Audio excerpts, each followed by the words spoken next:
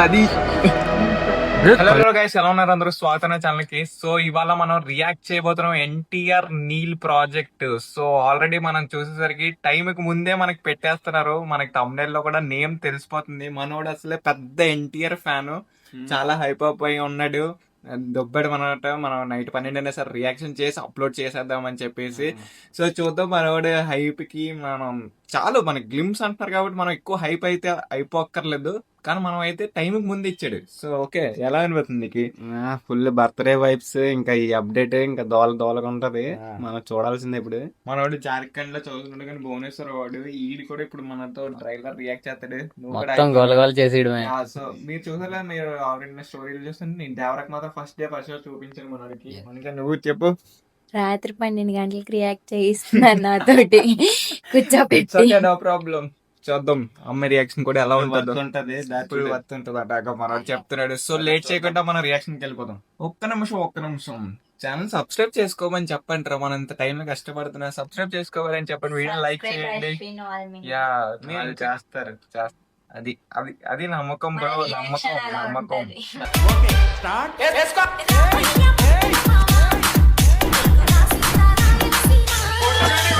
One start.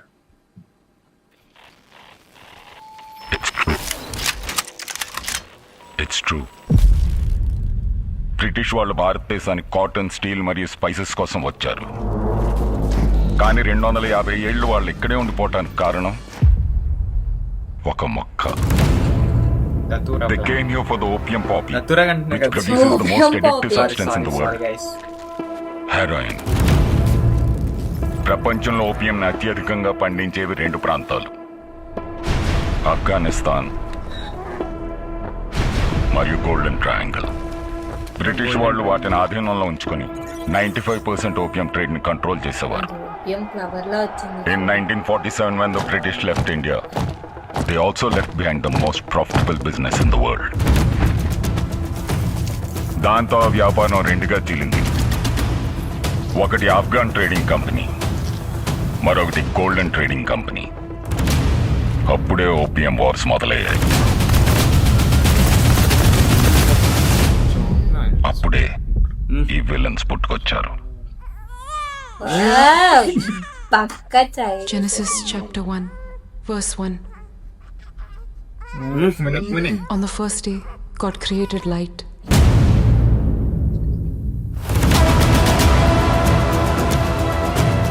On the second day, He created the sky and the water.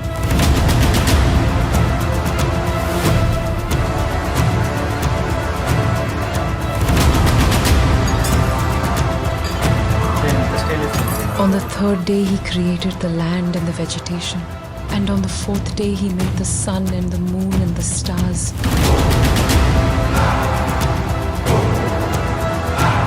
On the fifth day, He created the creatures in the sea and the birds in the sky. On the sixth day, He made the animals and the humans.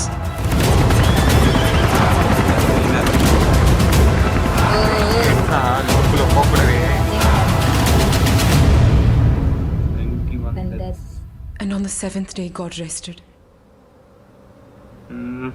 And then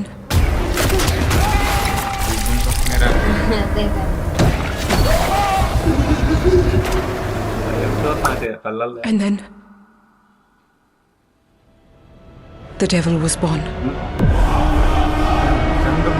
నేను కనుక ఇది థియేటర్లో చూసుంటే అడిగి confirm.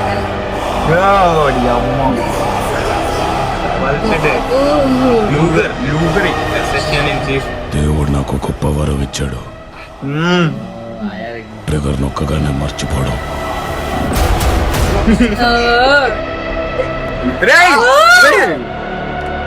అది కళ్ళేంటి రావదే.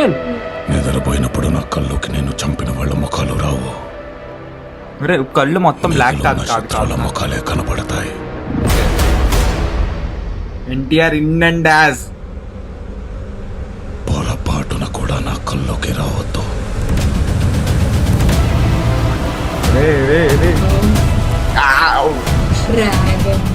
నా doubt ఏంటంటే జలీల్ సాబ్, ఈ మొక్క హెరాయిన్ కంటే ఎక్కువ విలన్స్ తయారు చేస్తుందా అని. ఈ కథలో అందరూ విలన్లే ఉన్నారు. ఆ రాసేవాడికి కూడా తెలుసు విల్లన్ల ఘోరాలు ఎక్కువైనప్పుడు కథలోకి ఒక హీరోని దించాలని. ఈసారి ఆ క్యారెక్టర్ మీదే సార్, మీరే ఆపాలి. ఓ అనిల్ కపూర్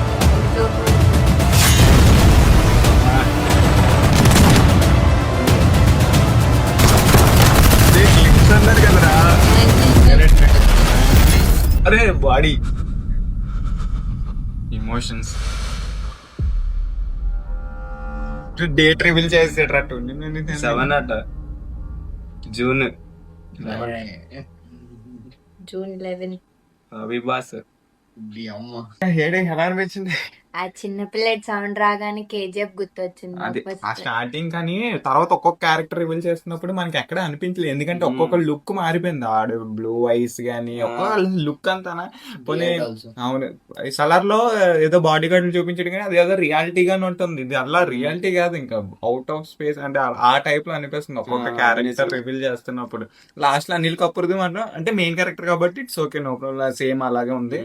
నార్కోటిక్ డిపార్ట్మెంట్ కాబట్టి అనిల్ కపూర్ లుక్ వచ్చేటప్పటికి, కానీ ఎన్టీఆర్ లుక్ వచ్చాడమ్మా సూపర్. ఆ కళ్ళు చూసినప్పటికి నాకు అనుకున్నాను మొత్తం బ్లాక్ కళ్ళు పెట్స్, ఇంకా ఇది కొత్త టైప్ లో వెళ్ళిపోతుంది సినిమా అనుకున్నాను. కానీ దగ్గరికి అలా చూసేసరికి కొంచెం మరి అది నిజంగా మేకప్ లేకపోతే ఎమోషన్స్ ద్వారా కళ్ళు పెద్దగా అయ్యే నాకు అర్థం కావట్లేదు. ఒకవేళ ఎమోషన్స్ ద్వారా కళ్ళు పెద్దగా అయితే మాత్రం ఇంకా హ్యాట్స్ ఆఫ్ అప్పుడు ఎన్టీఆర్ కి మాత్రం. అప్పుడైతే ఇంకా సినిమా పేరేమో డ్రాగన్ పెట్టారు ఫ్యాన్స్ కి హ్యాపీ చేయడానికి. ఫ్యాన్స్ అందరూ ముందు నుంచి డ్రాగన్ డ్రాగన్ అని చెప్పుకుంటూ వచ్చారు. డ్రాగన్ పెట్టాడు, మళ్ళీ డ్రాగన్ పెట్టకపోయింటే అందరు చాలా ఫ్యాన్స్ ఫీల్ అవుతాం. ఇంకైతే మరి క్యారెక్టర్ పేరు లూకర్ కదా, లూగర్ క్యారెక్టర్ పేరు లూగర్. డ్రాగన్ సగం అబ్బాయి ఫ్రీ ఫైర్ ఐడీలు మారిపోతాయేమో లూగర్ అని చెప్పి ఎన్టీఆర్ డ్రాగన్ జాపనీస్ థీమ్ లో ఉంది. కానీ ఇక్కడ సినిమా మొత్తం ఫుల్ ఆఫ్ఘనిస్తాన్ ఇంకా బాగుంది. ఫైట్ బ్లడ్ ఎమోషన్స్ అక్కడ బ్రీతింగ్ లో మళ్ళీ అన్నప్పుడు ప్రశాంత్ నీల్ పక్క పాస్ స్టోరీ పెడతాడు. ఆ సలార్ కి ఎంత హిస్టరీ చెప్పాడో నాకు తెలిసి దీనికి పెద్ద హిస్టరీ ప్లాన్ చేశాడేమో. ఆల్రెడీ ఆ మ్యాప్ లో నీ చూసావా ఓపియం ప్లాంట్ లా కనెక్షన్స్. నీలాంటి బచ్చగాళ్ళకి సినిమాలోకి వెళ్ళిన తర్వాత అర్థం కాలేదు అని అంటారని చెప్పేసి ఇప్పుడు గ్లిమ్స్ లోకి వచ్చి చెప్పాడు అనమాట. గ్లిమ్స్ లా 4 minutes ఎందుకు అనుకుంటున్నా ఈ పిల్ల బచ్చగాళ్ళు చాలా అర్థం కాలేదు అంటారా, అప్పుడు ఇక్కడ గ్లిమ్స్ చూడంటారా మీకు అర్థం అవుతుంది స్టోరీ అని చెప్పేసి. మంచి మీమర్స్ ఉంటారు, పాయింట్ టు పాయింట్ చెప్తారు. 4 minutes కూడా చాలా బేగా అయిపోయింది, అసలు మనకు అనిపించలేదు. ఎన్టీఆర్ ఎప్పుడు ఎంటర్ వచ్చాక బేగ్ అయిపోయింది. Type చేసి చూపించాడు ఒక్కొక్క క్యారెక్టర్. సో గైస్ మీకు రియాక్షన్ నచ్చినట్టయితే సబ్స్క్రైబ్ చేసుకోవడం మర్చిపోకండి అండ్ వీడియోని లైక్ కూడా చేయండి. మీ ఎన్టీఆర్ ఫ్యాన్స్ అందరికి ఈ వీడియోని షేర్ కూడా చేయండి రియాక్షన్ కనుక మీకు నచ్చితే. అండ్ ఫస్ట్ ఆఫ్ లాస్ట్ లో చెప్పినా కానీ ఎన్టీఆర్ కి మనం హ్యాపీ బర్త్డే చెప్పాలి. Happy birthday. ఇప్పుడు 12 అయిపోయి ఉంటది కదరా, అందుకే ఇప్పుడు చెప్తాం. సో హ్యాపీ బర్త్డే టు మా ఎన్టీఆర్ గారు.